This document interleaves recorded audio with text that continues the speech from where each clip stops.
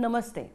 सह्याद्री वाहिनीच्या रंगा येईवो या कार्यक्रमात तुमचं खूप खूप स्वागत.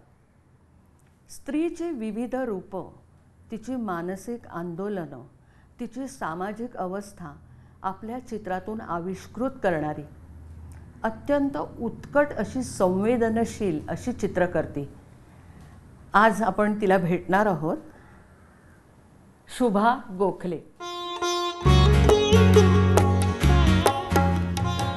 सारे सामावून मजमध्ये साऱ्यातून मी शिरते, सारे सामावून मजमध्ये साऱ्यातून मी शिरते, असेच काही काही वेचत, असेच काही काही वेचत झोळी माझी भरते.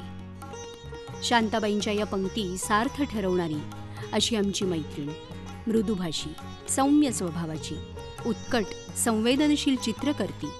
स्त्रीची विविध रूपं, तिचं सामाजिक स्थान, तिची मानसिक आंदोलनं, तिच्यावर होणारे अन्याय, हे सारं काही स्वतःच्या चित्रांमधून प्रदर्शित करणारी. तिच्या एक एक चित्रमालिका स्त्रीच्या भावनांना स्पर्श करून जातात. पपेट्स, क्वेस्ट, देहस्पंदन, बाजार, नायिका या चित्रांमध्ये स्त्रीची घुसमट, तिच्यावर येणारी बंधनं, कळसूत्री बाहुल्यांप्रमाणे तिच्या हालचालींवर होणारं नियंत्रण, हे सारं काही स्पष्ट होतं. तर अशी ही सुपर सेन्सिटिव्ह चित्रकार शुभा गोखले. शुभा, हे सगळं तू आविष्कृत करते तर ते तुझ्या स्वानुभवातून आलंय का? हो, माझी सगळी चित्र आत्मकथनपर आहेत म्हणायला हरकत नाही. की आतनं जेव्हा वाटतं तेव्हाच मी चित्र काढते.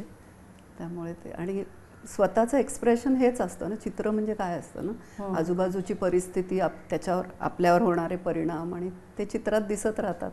पण हे सगळं पाहत असताना माझ्या एक लक्षात येतं की तू अशी पिचलेली, गांजलेली किंवा बंडखोर नाही आहेस.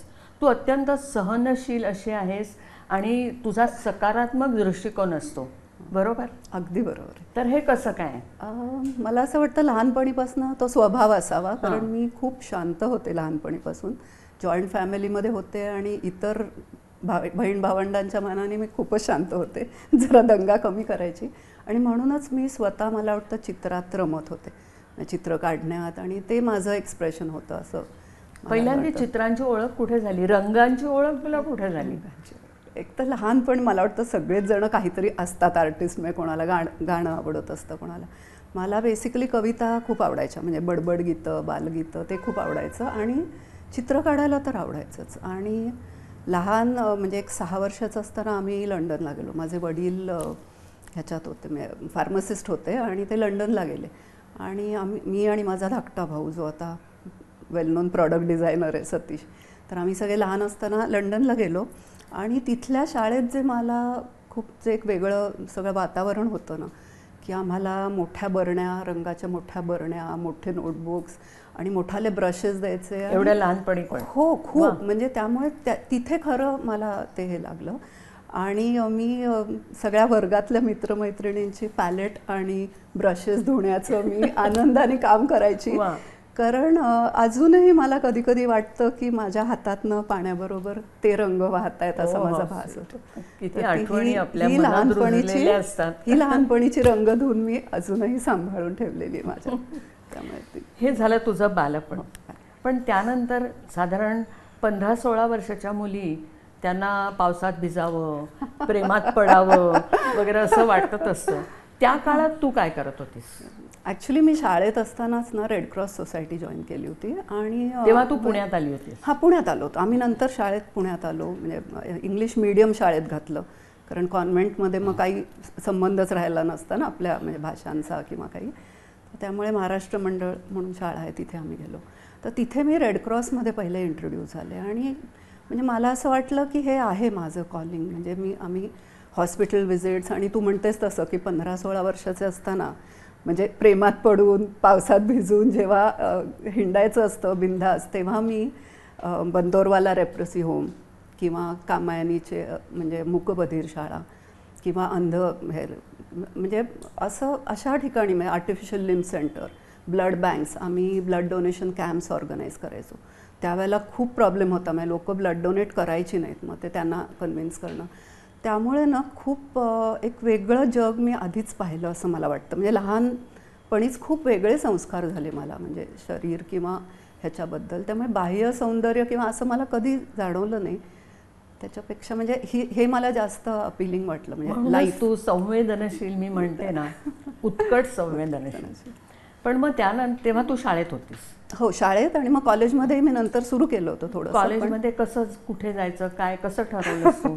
ॲक्च्युली म्हणजे शाळेत असतानाच मी शाळेतले बुलेटिन्स किंवा ह्याचं कवर्स करायची, ड्रॉइंग आवडायचं असं. बरं, अभ्यासातही चांगलं होतं, म्हणजे मॅथ्स सायन्सचे मार्क्स छान होते. आणि आमच्या घरात सगळं वातावरण जास्त करून मेडिसिन, म्हणजे डॉक्टर्स, काका काकू डॉक्टर, माझे वडील मोठे काका फार्मासिस्ट होते. त्यामुळे सगळं हे वातावरण होतं. पण माझ्या 2 कझिन्स आणि एक काकू हे भरतनाट्यम एक्सपोनंट्स आहेत. तुला घरात शिकावा नाही वाटत? नाही, तेच सांगते की घरात सगळं मी बघत होते, म्हणजे त्यांच्या तालमी व्हायच्या किंवा त्यांचे अरंगेत्रम झाले, हे झालं, सगळं आवडत होतं, बघत होते. पण मी कधी स्टेजवर असं आय नेवर इमॅजिन, म्हणजे that was not my calling. त्यामुळे खरं सांगायचं ना, ते काय नाही करायचं हे मला कळत गेलं. म्हणजे मार्क चांगले असूनही मेडिसिनला नाही जायचं समहाव असं. म्हणजे रेडक्रॉसचं मी काम करत होते, ते मला करायचं होतं, पण ॲक्च्युअल प्रोफेशन म्हणून डॉक्टर नव्हतं मला व्हायचं. मग कला महाविद्यालयात जायचं कसं ठरलं? तर त्यामुळे हे सगळं एलिमिनेट होत होत होत मग असं वाटलं की नाही, हे चित्र मला काढायला आवडत आहेत आणि म्हणजे कदाचित दिस इज माय कॉलिंग. आणि गेलो. आणि त्या काळात असं फार फोकस नव्हतं, म्हणजे पुढे काय करणार काही माहिती नसतं. आजकालची पिढी खूप फोकस्ड आहेत, त्या मानाने आम्हाला काहीच माहिती नव्हतं. घरून पाठिंबा होता याला? हो, घरून पाठिंबा होता. तसं आमचं खूप सगळे लिबरल आहेत. फक्त जेला जाऊ का म्हटलं तर जरा नाही म्हटलं होतं, कारण वडील माझे म्हणजे मस्कतला होते त्यावेळेला. म्हणजे मुलीची जबाबदारी नाही, आणि आजी वगैरे होती, तर तेवढं फक्त नाही झालं. मग पुण्याला अभिनव कला विद्यालयात मी कुठच्या शाखेत? मी फाईन आर्ट्स. पहिलं फाउंडेशन तर सगळ्यांचं कॉमन असतं, त्यामुळे ते कॉमन आमचं लक्ष्मी रोडला होतं तेव्हा कॉलेज. आणि मग अभिनव टिळक रोडला जे होतं सेकंड इयरपासून तिकडे होतं. कॉलेजच्या काही आठवणी आहेत? खूप आहेत, सांग ना. कॉलेजच्या म्हणजे तर खूप आहेत. एक तर पहिलं मुख्य मला ना, मी फाउंडेशनला असताना माझे एक रश्मी आणि शिरीष असे 2 माझे मित्र मैत्रिणी, त्यांनी मला मराठी वाचायला शिकवलं. म्हणजे साहित्याची आवड खरोखर त्यांच्यामुळे, म्हणजे I really owe everything to them, की त्यांनी मला पुस्तकं देऊन ते चर्चा करायचे. ते स्वतः दोघं लिहिते होते, म्हणजे थोडं कविता लिहायचे, काही लिहायचे. आणि मला कसं आहे, लंडनहून आल्यामुळे धड मराठी नाही, धड असं म्हणजे थोडं, पण अर्थात शाळेत नंतर आम्हाला गीतेचा अध्याय होता, म्हणजे सगळं मग संस्कृत माझा मी विषय घेतला होता, त्यामुळे नंतर सगळं हे झालं. पण ॲक्च्युअल वाचन साहित्य असं फार संबंध आलेला नव्हता, म्हणजे शाळेत येतो तितपतच. तर ह्या 2 म्हणजे लोकांमुळे ना मी वाचायला शिकले मुख्य म्हणजे. आणि फाउंडेशनमध्ये आपल्याला सगळ्याचंच इंट्रोडक्शन असतं ना, म्हणजे तुम्हाला काय आवडतं काय नाही. आणि मग नंतर आम्ही तिघंही 3 वेगळ्या स्ट्रीम्समध्ये गेलो. रश्मी आर्किटेक्चरला गेली, शिरीष कमर्शियलला गेला. मग आमच्या वेळा वेगळ्या झाल्या. पण मग आम्ही काय करत असू की समोर एक उसाचं गुऱ्हाळ होतं, तर तिथे त्यांना आम्ही सांगितलं होतं, वरच्या तिथल्या एका लॉफ्टमध्ये आम्ही पुस्तकं ठेवायचो वाचून झाली की असं. आणि तिथे मला ती खरी म्हणजे सुरुवात झाली. म्हणजे आणि सुरुवातीपासून ऑब्व्हियसली म्हणजे पु ल देशपांडे, बापू काळे, शांता शेळके असं. आणि सावित्रीपर्यंत गाडी आली होती. म्हणजे सावित्री हे लास्ट मी पुस्तक, उशी रेग्यांची सावित्री. पण तू या कॉलेजला किती साली होती साधारण? मी 75. आमचं 10वीचं पहिलं मॅट्रिकचं वर्ष. So we were like guinea pigs, म्हणजे 10वी मॅट्रिक हे पहिलं वर्ष आमचं. आणि तिथून मग 75 to 80ला मी पास आउट झाले.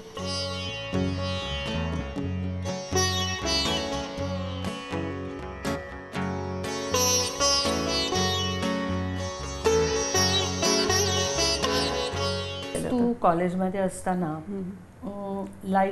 स्टील लाईफ हा माझा मेन विषय होता. तुझा स्पेशलायझेशन, त्याचा अनुभव कसा होता?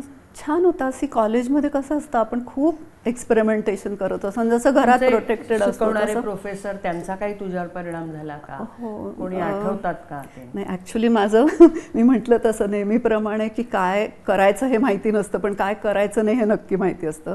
त्यामुळे माझ्या चित्रांवर कोणाचाही परिणाम दिसला नाही पाहिजे हे मी एक माझ्या मनाशी म्हणजे आपोआपच ठरलंच होतं माझं की ते it is not to be done. म्हणजे कोणाचाही इन्फ्लुएन्स, आणि मला तरी असं वाटतं अजूनपर्यंत तरी मला ते जमलंय की कुठल्याही याच्यात माझ्या म्हणजे मी कोणासारखी अशी चित्र काढते किंवा असं नाही कुठे झालेलं. तर त्यामुळे थोडंसं ते मी ठरवलेलं होतं आणि त्यामुळे तसा काही इन्फ्लुएन्स होण्याचा प्रश्न पण बरीच स्टील लाईफ आहे. हो, नाही स्टील लाईफ खूप मी लायब्ररीत जायची बघायची, पण तसा नाही परिणाम झाला. कारण मी म्हटलं तसं पहिल्यापासून ना माझं सेल्फ एक्सप्रेशनच होतं. त्यामुळे आणि म्हणजे I was quite I don't know individualistic म्हणतात. त्या काळामध्ये तू मुंबईला यायचीस एक्झिबिशन्स पाहायला? मी काय केलं होतं की एकतर ना पुण्यात बसून खरं सांगायचं तर बघायला खूप नाही मिळायचं आम्हाला. थोडंसं अजून म्हणजे आर्ट गॅलरीज वगैरे अशा खूपच कमी होत्या ना. म्हणजे बालगंधर्वमध्ये आपले आपण काय करू तसं, किंवा आणि असं खूप कोणीतरी आर्टिस्टच्या स्टुडिओत जाता इकडे तिकडे असं पण कधी व्हायचं नाही त्यावेळेला. तर मग मी काय केलं होतं, मी 3 वर्ष म्हणजे 3rd इयरपासनं 3rd, 4th, 5th इयर मी मुंबई पुणे पास काढला होता. आणि सकाळी निघायचं तेव्हा केमोल्ड, पंडोल आणि जहांगीर हे मेन होत्या, आणि वेळ मिळाला तर ताजला जायचं. तेव्हा आणि एनजीएमए नव्हती? नाही, अजिबातच नव्हती. हे मी 77चं वगैरे सांगते म्हणजे तेव्हा. आणि मग मी यायची बघायची, आणि मग त्यामुळे खूप एक्सपोजर मिळालं मला, खूप बघायला मिळालं. अचानक काही काही आर्टिस्ट भेटायचे मला त्यावेळेला नाही अजूनही आरा खूप आवडायचे. आरांचं काम म्हणजे स्टील लाईफ पण त्यांचे फिगर्स खूप मला आवडायचे. आणि हरीश राऊत तेव्हा बॉम्बे आर्ट सोसायटीचे सेक्रेटरी होते, आणि खूप व्हेरी हेल्पफुल पर्सन. आणि ते ना असे छान ओळखी करून द्यायचे कोणी. तर एक दिवस की अरे हे आरा आहेत, म्हटलं काय आरा म्हणजे असं मला झालं की प्रत्यक्ष आरा भेटले. आणि इतका सिम्पल माणूस आणि व्हेरी हंबल. आणि मग भेटत गेले, आणि त्यांचा आर्टिस्ट सेंटरमध्ये स्टुडिओ होता तेव्हा. मग तेव्हा नवीन आई आहे म्हणजे नवीन चित्र काय केलं. म्हणजे मला मोठ्या माणसांची ही खूप कमाल वाटते की मी तर एवढी छोटे म्हणजे स्टुडंट होते अजून, पण त्यांनी खूप म्हणजे छान असे, आणि असे खूप लोकांच्या भेटी झाल्या तेव्हा.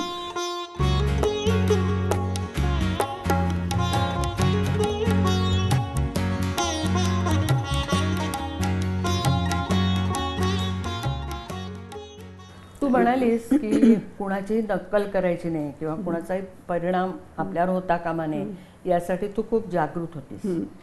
तू आपले गोपाळराव देऊस्कर बापू यांच्याकडे काही वर्ष जात होतीस प्रॅक्टिस करायला. तो अनुभव काय होता? त्यांचा काही परिणाम तुझ्यावर झालेला दिसत नाही? त्याचं काय गुपित? आपण आगाऊ असतो ना लहानपणी खूप. नाही, काय झालं सांगते मी. 5 वर्षानंतर ना म्हणजे कॉलेजमध्ये असताना आपण खूप असे सिक्युअर असतो आणि बिनधास्त असतो.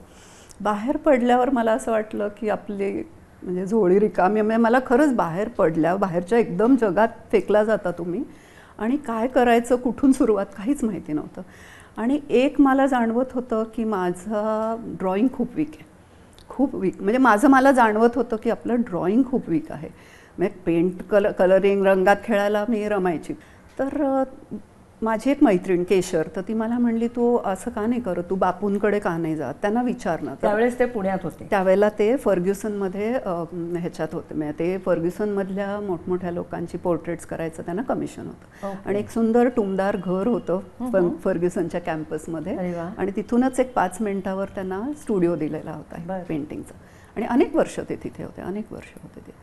तर म्हणजे जरा मला असं वाटलं की काय, पण म्हटलं बघू ना ॲट द मोस्ट काय नाही म्हणतील. ती म्हणली अगं चल तर खरं तू विचारून बघ. तर मग मी गेले हिंमत एकवटून, कारण एवढे मोठे सिनियर पेंटर आणि म्हणजे आणि त्यांच्याबद्दल सुद्धा दंतकथा बऱ्याच म्हणजे आपण ऐकायचो ना अशा काही गोष्टी. तर म्हटलं पण नाही, माझं हे गोळा करून हिंमत गोळा करून गेले. आणि लिटरली पहिलं वाक्य मी त्यांना म्हटलं की मला देऊस्करांसारखी चित्र काढायची नाहीये. म्हणजे पहिलं वाक्य माझं हे होतं की मला देऊस्करांसारखी चित्र काढायची नाहीये, माझं ड्रॉइंग वीक आहे, तर मला प्लीज ड्रॉइंग शिकवाल का. तर म्हणजे आणि बापू तू पाहिलेले असशीलच ना, धारदार नाक आणि असे डोळे तर त्यांचे एवढे भेदक होते, असे असं चष्मा खाली करून. आणि मला म्हणले लग्नपत्रिका आहे का, पत्रिका आहे, सॉरी लग्नपत्रिका नाही, पत्रिका आहे तुझी का, तर मला तर काहीच कळलं नाही, कारण पत्रिका हा काय प्रकार असतो हेच मला माहिती नव्हतं, खरंच नाही म्हणजे. आणि मग मी कन्फ्यूज झाले, मला म्हणले जन्मकुंडली, तर मी म्हटलं मी आईला विचारते, म्हणजे माझी सगळी हवाच गेली. म्हटलं आईला विचारते मी, आणि चालेल म्हणे घेऊन या उद्या असं म्हणले. तर मग मी घरी आले, आईला म्हटलं अगं पत्रिका काय असते ते आहे का माझं. आई म्हणली पत्रिका, तुला लग्न करायचंय का ड्रॉइंग शिकायचंय. तर मी म्हटलं अगं जाऊ आहे का सांगतं. ती म्हणली हो आहेत तुमच्या पत्रिका. म्हटलं मग दे. म्हटलं पत्रिका देऊन ते ड्रॉइंग शिकवत असले ना तरी मग विचारायचं नाही म्हटलं. दुसऱ्या दिवशी घेऊन गेले सांगितलेल्या वेळेत. बापूंचं म्हणजे वेळ हा प्रकार त्यांचा म्हणजे 1 मिनिट पण इकडे तिकडे नाही, पंक्च्युअल. पण ते लंडनची म्हणजे मला हे होती त्या सवय. So I was also very punctual.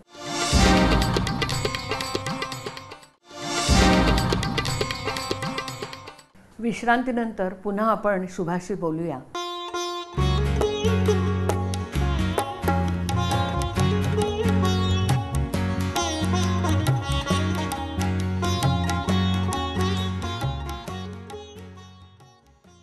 अगदी ज्येष्ठ श्रेष्ठ असे देऊस्कर सर, त्यांच्याबरोबरचा तुझा अनुभव काय होता?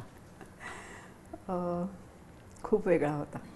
म्हणजे कारण म्हणजे त्यांचं जे एक इमेज किंवा हे जे होतं तसं काही नव्हतं. काय झालं त्यांना ना पहिल्यांदाच लक्षात आलं की ह्या मुलीला काहीतरी म्हणजे, आणि ठीक आहे मी म्हटलं तसं नेक्स्ट डे मी पत्रिका घेऊन गेले. पत्रिका बघितली, त्यांनी ती काय उतरवून घेतली, ते जे काय कळत होतं का त्यांचा खूप अभ्यास होता, खूप अभ्यास होता त्यांचा. आणि ते घेतली आणि दॅट्स इट. बाकी काय मलाही बोलले नाही, मीही काही विचारलं नाही त्यांना. पत्रिका परत दिली मला आणि म्हणले उद्यापासून यायला लागा, 10:30ला शार्प इकडे पोचायचं. चला मी खुश. म्हणजे मग 2 वर्ष म्हणजे रोज म्हणजे नो रविवार सुट्टी नाही, 10:30 ते 4:30 किंवा 5पर्यंत ड्रॉइंग शिकले मी त्यांच्याकडे. आणि म्हणजे त्यांनीही ते पाळलं की मला त्यांच्यासारखं ड्रॉइंग नाही. कसं होतं त्यांचं काम मला आवडायचं नाही असं नाही, पण त्यांचं पॅलेट ना खूप युरोपियन होतं असं मला वाटायचं. म्हणजे आणि बेसिकली मला पोर्ट्रेचर किंवा मला करायचंच नव्हतं कधीच हा प्रकार. सो आणि मला म्हणजे आय न्यू की मला ड्रॉइंग वीक आहे आणि मला ड्रॉइंग शिकायचं आहे. आणि त्यांनी तेवढं पाळलं की ते फक्त म्हणजे सिरियसली खूप त्यांनी मला छान ट्रेनिंग दिलं.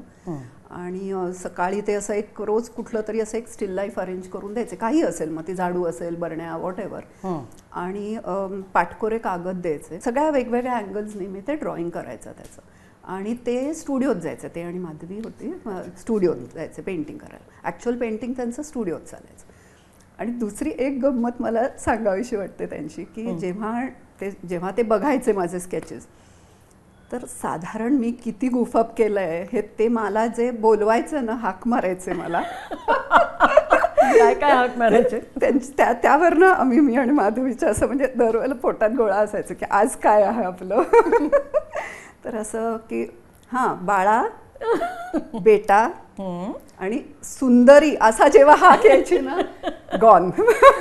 म्हणजे पूर्ण हे लाल असायचं माझं. सुंदरी म्हटलं की म्हटलं नाही आज काही माझं खरं नाही. पण ह्या खूप छान आठवणी आहेत मला.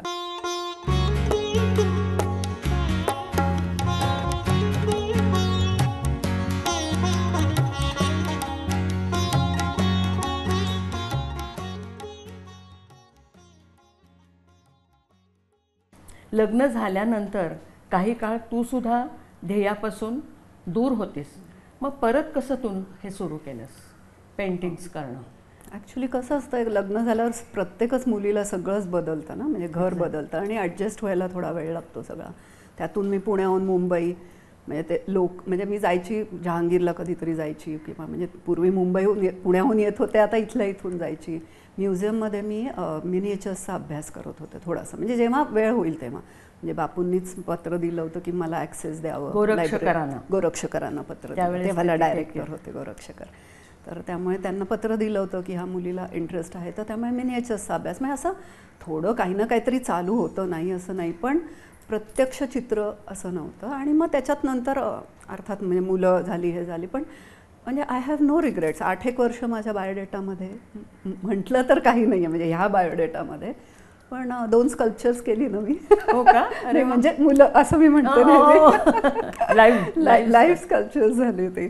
तर त्यामुळे म्हणजे ते झालं. आणि मला लहान मुलं खूप आवडतात, खूप आवडतं. त्यामुळे आय थरली एन्जॉयड त्यांचं बालपण. आणि मला ना बेसिकली म्हणजे चित्र हे माझा जगण्याचा भाग आहे.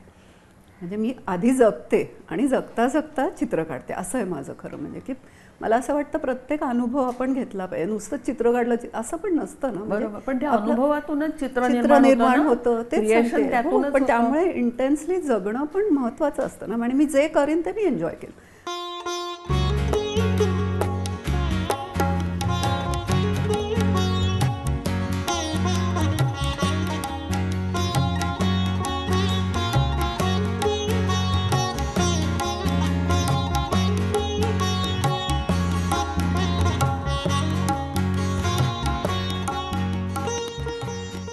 ते झालं. मी एकीकडे मिनिएचर्सचा अभ्यास मात्र केला आणि तो थोडासा म्हणजे कुठे ना कुठेतरी कधीच हे वाया जात नाहीत गोष्टी, म्हणजे नेवर गो वेस्ट. म्हणजे मी नंतर मिनी फॉर्मॅट पेंटिंग्स करत होते, तर त्याच्यात मला असं वाटतं हा मिनिएचर्सचे मला हे उपयोग झाला.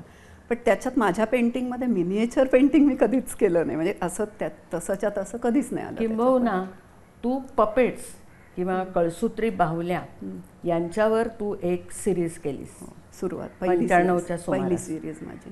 त्याच्यासाठी काहीतरी एक वेगळं टेक्निक तू वापरलं होतंस, जरा सांग ना त्याच्याबद्दल.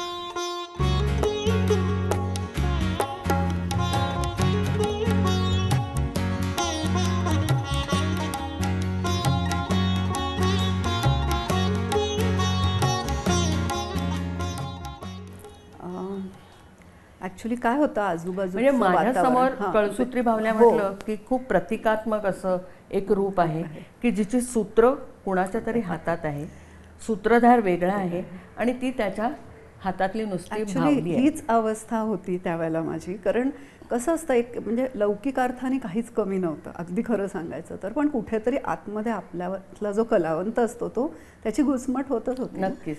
ते आणि म्हणजे कसं आहे की दुसरंच कोणीतरी आपल्याला कंट्रोल करतंय, म्हणजे असा एक तो जो फील होता. आणि आजूबाजूचं वातावरण, ताणतणाव खूप होते त्याच्यात. म्हणजे बॉम्बस्फोट आणि दंगली आणि म्हणजे ते सगळं हे वातावरण होतंच ना. मी साधारण 91पासनं एक माझ्या डोक्यात असं की पपेट्स असं डोक्यात आलं की बेसिकली मी म्हटलं तसं आत्मकथन आहे की I was feeling like a puppet.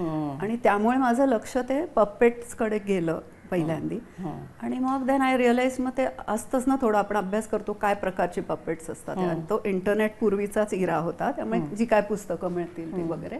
आणि तर मला असं लक्षात आलं स्ट्रिंग पपेट्स हे मला क्लोज वाटतात जास्ती. असं की कोणीतरी दुसराच आपल्याला खेळिया आहे तो, आणि तो हलवतोय आपल्याला फ्रीडमच नाही आहे हलण्याचं. बोलविता धनी वेगळाचे आहे.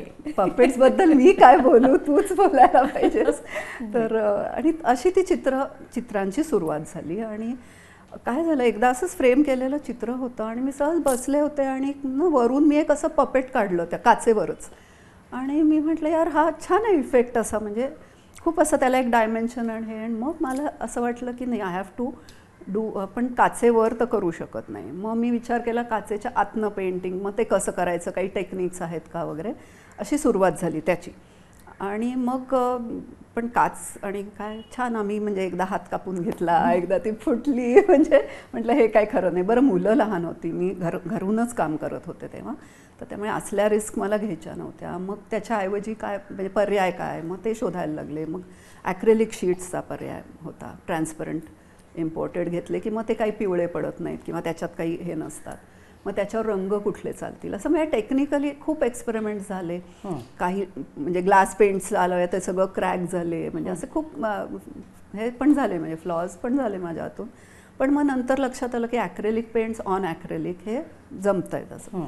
आणि मग ते आता आतून काढायचं ना, म्हणजे वर तर काही हे नको द्यायला, कारण ते असं पुसू शकतं काचेच्या आतून. हां, म्हणजे आता मी ॲक्रेलिक शीट, काचेच्या ऐवजी ॲक्रेलिक शीट वापरायचं, तर आतून पेंट करायचं.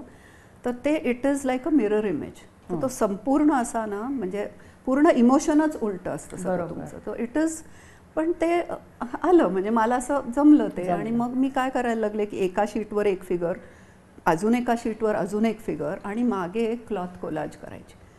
आणि मग ते असं बॉक्स फ्रेम सारखं, म्हणजे थोडं त्याच्यात गॅप देऊन. आणि तू पाहिलेली आहेस म्हणजे 95%. मला ती बॅकग्राऊंड पण एवढी आवडायची. तू जी काही वेगवेगळी कापडं वापरायचीस, त्यांचा एक पोत असायचं वेगळं.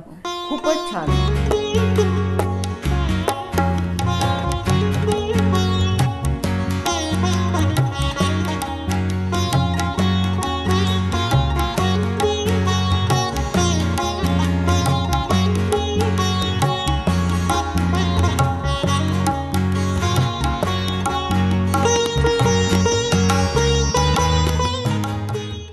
मग त्यानंतर पुढची तुझी मालिका काय होती चित्रांची? जवळजवळ 8 वर्ष मी पपेट्स ही सिरीज केली, जवळजवळ 8 वर्ष. आणि म्हणजे मला कदाचित तो क्षण पण आठवत असेल की असं म्हणजे हळूहळू काय झालं, त्याच्यातल्या दोऱ्या त्या कमी होत गेल्या.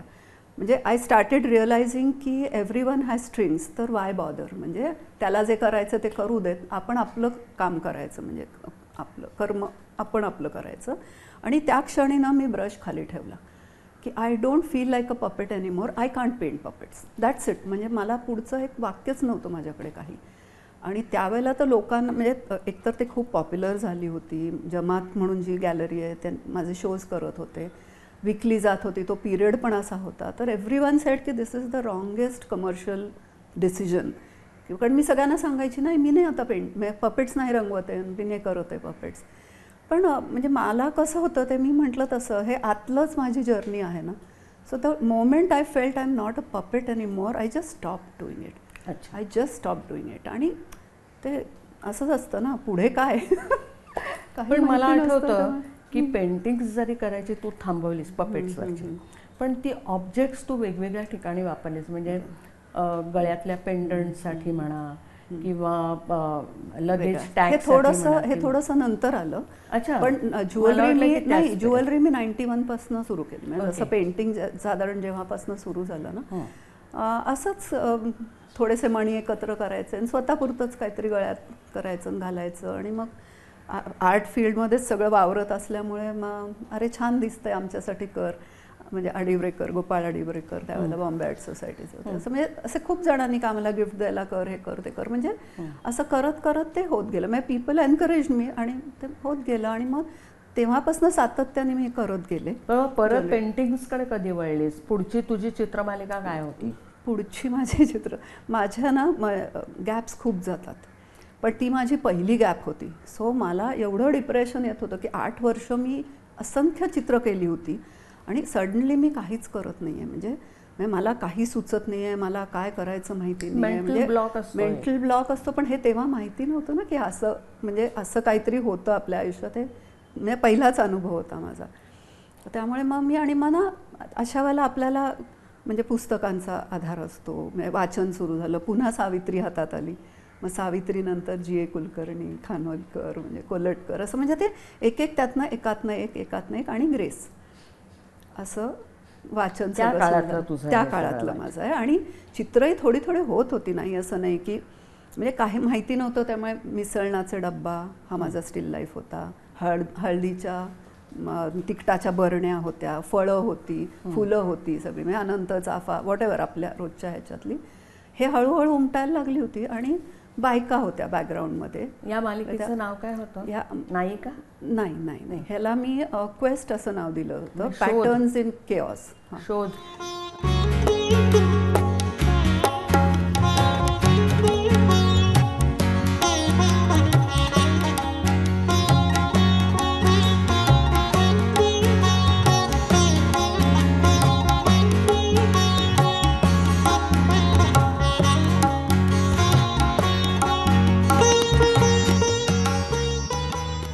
The quest patterns in chaos असं मी टायटल खाली ती चित्र एक्झिबिट केली होती. आणि त्याच्यातल्या त्या बायका होत्या ना, त्या खूप अशा अजून म्हणजे मिटलेल्या लिटरली. आणि एखादी न झालेला, एखादी तिरीप अशी म्हणजे चेहऱ्यावर, पण बाकी संपूर्ण अंधार. म्हणजे ॲक्च्युली माझीच अवस्था होती ना ती सुद्धा, की काहीच म्हणजे it was very difficult period. आणि पण मग त्याच्यातनं असंच मी करत गेले, चित्र करत गेले, स्टील लाईफ, कलर्स सगळं. त्यावेळेस कुठचं मीडियम वापरलं होतं? त्यावेळेला मी ॲक्रेलिकचं मीडियम वापरलं होतं. त्यापूर्वी ॲक्च्युली नाही, त्यापूर्वी मी कधी वापरलं नव्हतं. मी सुभाष अवचटना 2 शोजमध्ये असिस्ट केलं.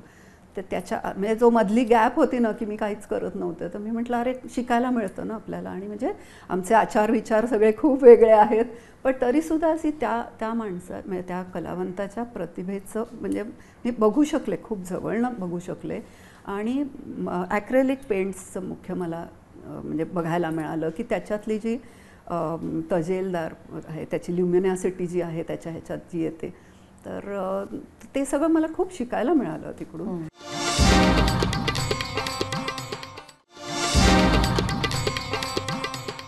शुभाचा हा प्रवास खूप एक्साइटिंग आहे.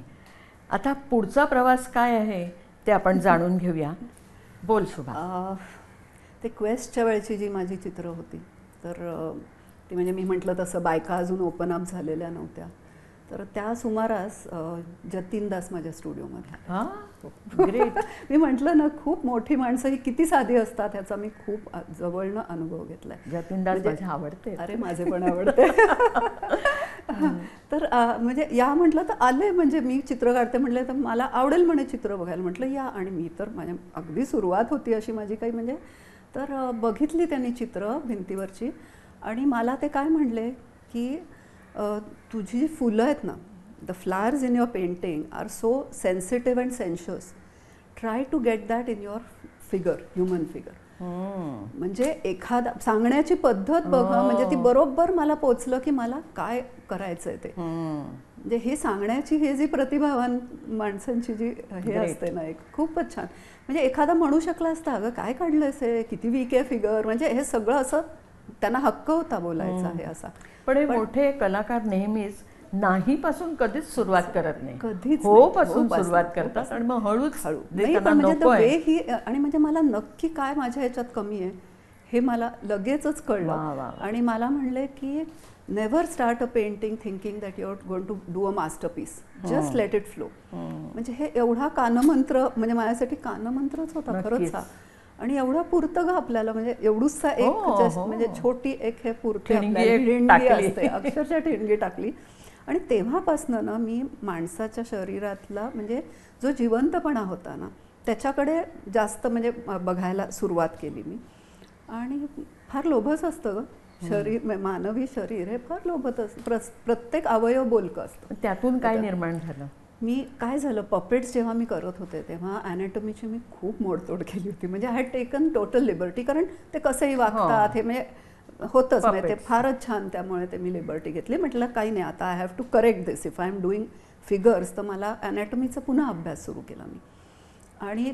आणि त्यामुळे मग ॲनाटॉमीचा, मग शरीरशास्त्र, म्हणजे मग ते पण कसं असतं की कपडे घातलेल्या ह्याच्यावरनं आपण काम केलं ना की ते ड्रॉइंग चुकतं ना हमखास. तर त्यामुळे मग मी शोधायला लागले की न्यूड, म्हणजे हे तर विचारणा केल्या कुठे न्यूड हे आहेत का, काही नाही, कोणी रिस्पॉन्ड नाही केला. म्हणजे मला काही हातीच लागत नव्हतं मला काही.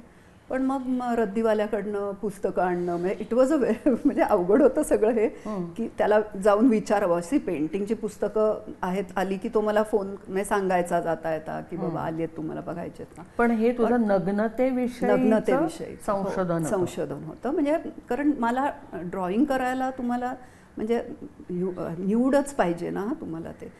तर पण म्हणजे हे मी विचारणार कसं ना त्याला, रद्दीवाला असला तरी, म्हणजे की म्हणजे 5 रुपये का म्हणजे गरम चना दे दो भैया, इतकं सोपं नव्हतं की न्यूड फोटोवाली किताब दे दो हे सांगणं सुद्धा. मग मी दुपारच्या वेळात गेले त्याच्याकडे, त्याला नीट समजावून सांगितलं. त्याला माहिती होतं मी चित्र काढते, म्हटलं मला हे अभ्यासासाठी हवं आहे.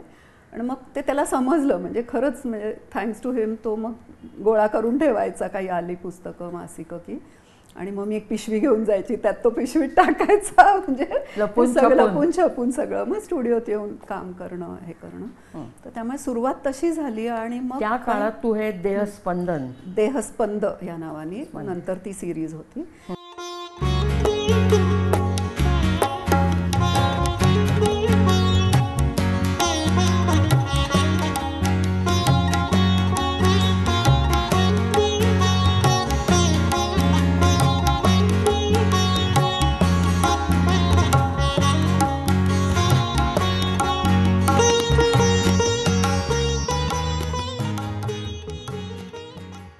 काय होत होतं तेव्हा, एकीकडे कबीर मी म्हटलं तसं फकिरीबाणा होताच, कारण मी म्हणजे आर्टिफिशियल लिम्ब सेंटर ह्याच्यात सगळीकडे कामं केलेली असल्या कारणाने शरीराबद्दल एक वेगळं हे होतं की आखिर येतन खाक मिलेगा क्यों फिरता मगरुरी मन लागो यार फकिरी, म्हणजे आणि हे अबिदा परवीनच्या आवाजात ऐकायचं. म्हणजे हेच सतत माझ्याकडे, म्हणजे रंग कमी असले तरी चालतील पण गाणी सतत चालायलाच पाहिजे आणि काहीही चालू शकतात ती, अशी काही नाही.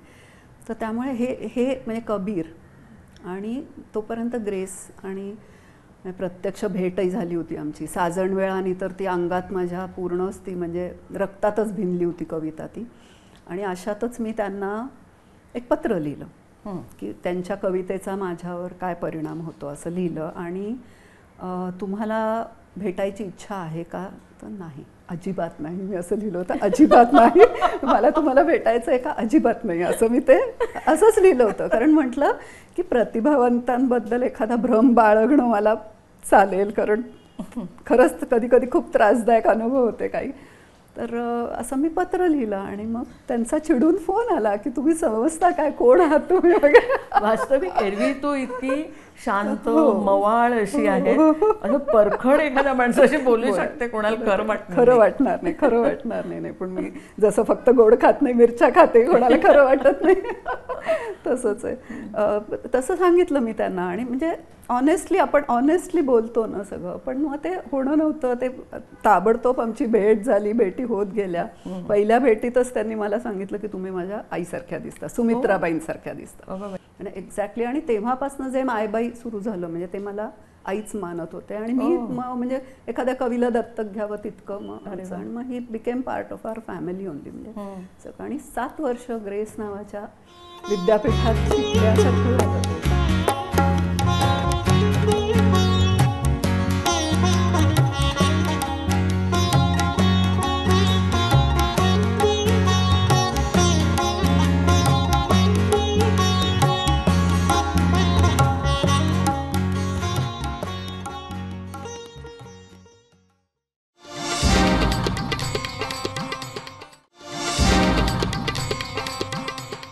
विश्रांतीनंतर पुन्हा एकदा शुभाशी आपण बोलूया तिच्या पुढच्या प्रवासाबद्दल.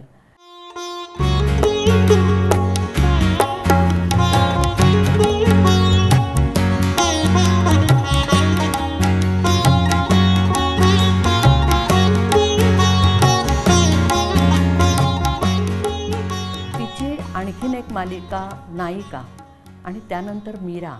मला असं वाटतं मीराचं जे काही तिचं इंटरप्रिटेशन आहे हे जरा नेहमीपेक्षा वेगळं आहे. आपण नेहमी बघतो मीरा ही पांढऱ्या कपड्यांमध्ये, हातात एकतारी घेतलेली वगैरे, तर हिच्या मीराच्या इमेजेस तशा नाही आहेत. त्याच्या मागचं कारण काय आहे?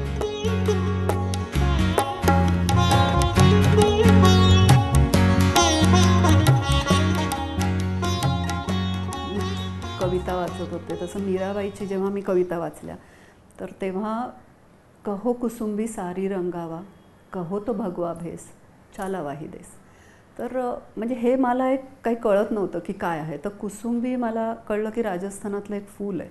तर त्याचा केशरी आणि गुलाबी असा म्हणजे असा साधारण रंग असतो असं मला एकाने सांगितलं. आणि भगवा भेस तर आपल्याला माहितीच आहे. तर ॲज अ पेंटर मला असं वाटलं it's just a shade apart. म्हटलं तर अगदी जवळचं आहे पण केवढा भिन्न हे आहे. म्हणजे एक प्रेमाचं प्रतीक आणि एक त्यागाचं प्रतीक आहे.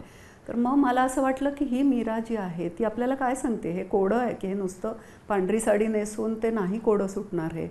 तर मग मी ते ॲज अ म्हणजे एक रंगवेडी बाई म्हणून मी ते त्या दोन्ही रंगांचा वेध घेत गेले. आणि तिचं स्त्रीत्व हे मला जास्त म्हणजे संतपणापेक्षा मला तिचं देहस्वीपण जास्त भावलं. आणि मग म्हणजे म्हणून मी ते की रंग ह्या 2 रंगांच्या अनुषंगाने मी मीरा पेंट करत गेले. आणि विरहिणी आणि अभिसारिका हे दोन्ही माझ्या ज्या नायिका होत्या ती त्याच्यात मला त्या दिसतच होत्या.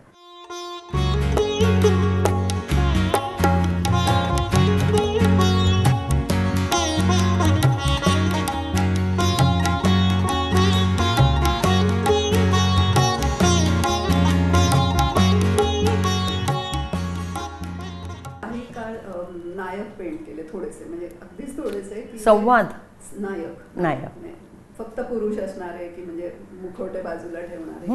माझ्या आयुष्यात ज्यांनी म्हणजे आज मी जी आहे मला घडवणारे म्हणजे ॲज अ कलावंत म्हणून आणि माणूस म्हणून, मग त्यात सगळेच असतील, माझे वडील असतील, मुलं, नवरा असू शकतो, सगळंच म्हणजे त्यात आलेच, किंवा प्रत्यक्ष अप्रत्यक्ष ज्या ज्या कलावंतांनी मला म्हणजे जी आज मी आहे ते नायक झाले. आणि मग नायक आणि नायिका यांचा संवाद आणि जो म्हणजे असणारा नसणारा विसंवाद हे सगळं त्याच्यात येत गेलं की आज एकमेकाची स्पेस जपणं हे खूप महत्त्वाचं आहे. पण म्हणजे giving space without creating a distance, की त्याच्यात अंतराळे मोकळे असली मध्ये तरी सुद्धा अंतर पडता कामा नये, हा त्याचा थोडासा हे होता. आणि नंतर मी म्हटलं तसं गॅप्स जातात, त्या गॅप्स नंतर बाजार सिरीज सुरू झाली. आणि बाजार म्हणजे आपण मासळी जे आणतो त्यालाही बाजार म्हणतो. आणि तो बाजार मी अनेक वर्ष बाजारात जात होते, मासळी बाजारात. आणि त्या बायकांशी बोलताना मी खूप गप्पा मारायची, त्यांच्याशी बोलणं, तर त्यामुळे त्यांचे प्रॉब्लेम्स त्यांचे हे, त्यामुळे आणि मला ना असं ते पूर्ण लाईव्ह थिएटर सारखं वाटायचं की ते साईड साऊंड, ते आवाज आणि मग त्या सगळ्या त्या ॲल्युमिनियमच्या ताटल्या, त्याच्यावर ते वेगवेगळे माशांचे आकार आणि इट वॉज लाईक.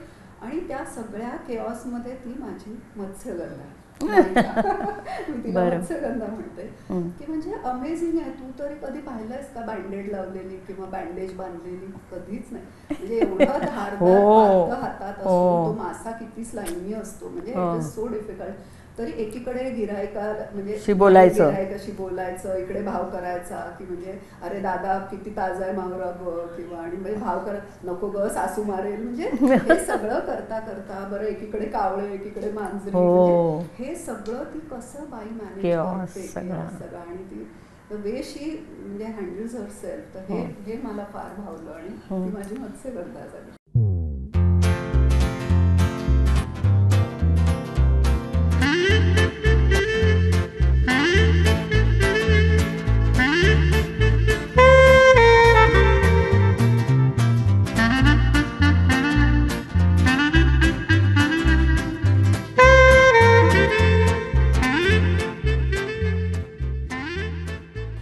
आणि काही वेळा म्हणजे एक आठवण म्हणून त्या कोळणी असतात त्या खूप दागदागिने वगैरे घालून असतात आणि काही वेळा अजिबात काही नसतं, म्हणजे ते फक्त गहाण ठेवलेलं असतं त्यांनी, काही पैसे पाहिजेत किंवा काही इन्व्हेस्ट करण्यासाठी म्हणून. तर अशी एक त्यांची एक अवस्था असते मजेदार.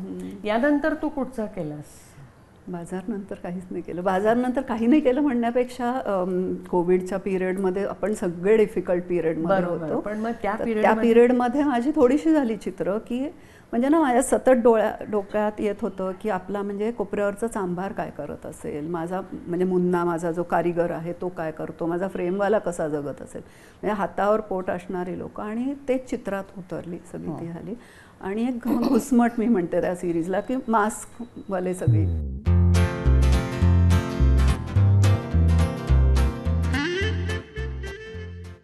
गोंदणगाव.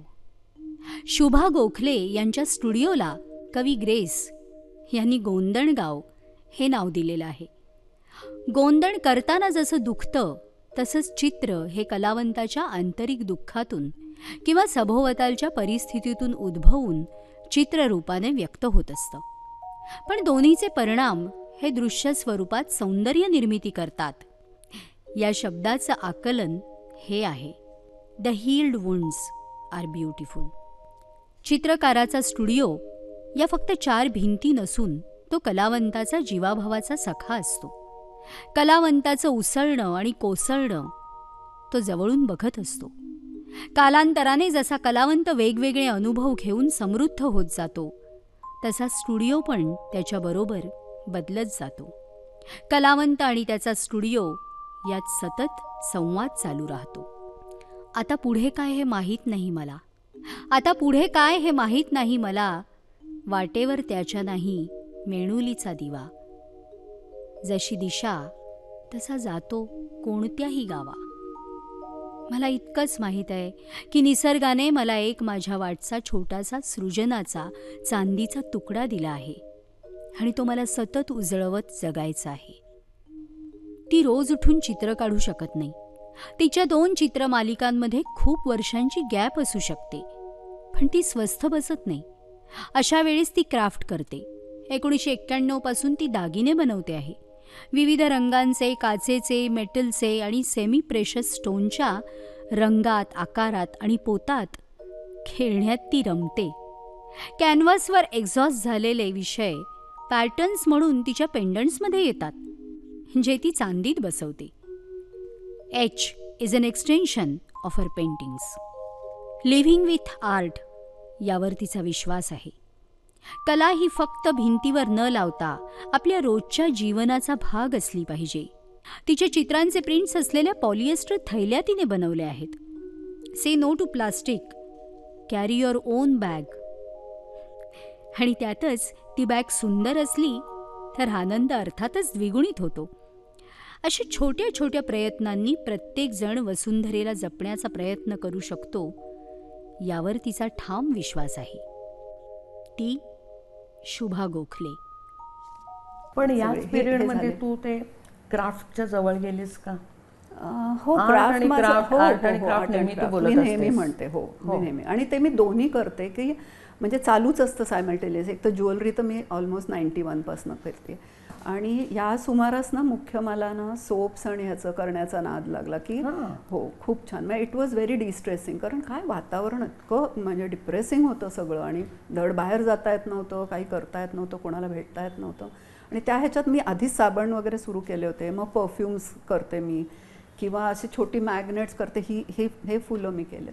एक तर ना गिव्हिंग बॅक टू सोसायटी. आणि मला असं वाटतं आपल्या पृथ्वीची प्रत्येकाने म्हणजे काळजी घेतली पाहिजे जेवढी आपल्याला शक्य आहे तेवढं पर्यावरणाच्या दृष्टीने. तर मग प्लास्टिक आहे तर मी रिसायकल रियूज खूप करते. ह्याच्यात सगळं आतमध्ये प्लास्टिक्सच्या आपल्या ज्या पिशव्या येतात त्या, आणि कापड आपल्याकडे खूपच असतं. त्यामुळे मी नेहमी म्हणते की रिसायकलिंग, आणि हे कोणी करू शकतं इतकं, तर हे कोणीच करू शकतं. ते सगळं हे करून. आणि दिस इज लाईक अ रियाज. म्हणजे माझ्यासाठी हे सगळं रियाज असल्यासारखं आहे. आणि मजा येते, एन्जॉय करते मी सगळं. शुभा अशी ही बहुआयामी व्यक्तिमत्व आहे. तिला रंग आवडतात, तिला कापडं आवडतात वेगवेगळी, तिला टेक्स्चर आवडतं, पोत वेगळं आवडतं, वेगवेगळी मटेरियल्स आवडतात. खरंच सकारात्मक, मगाशी मी म्हटलं त्याप्रमाणे खरंच तिचा दृष्टिकोन सगळीकडे पाहण्याचा अत्यंत सकारात्मक आहे. शुभा, तुझ्या या सकारात्मक दृष्टिकोनाला खूप खूप शुभेच्छा. अशीच तू राहा असं मी म्हणेन. धन्यवाद. धन्यवाद.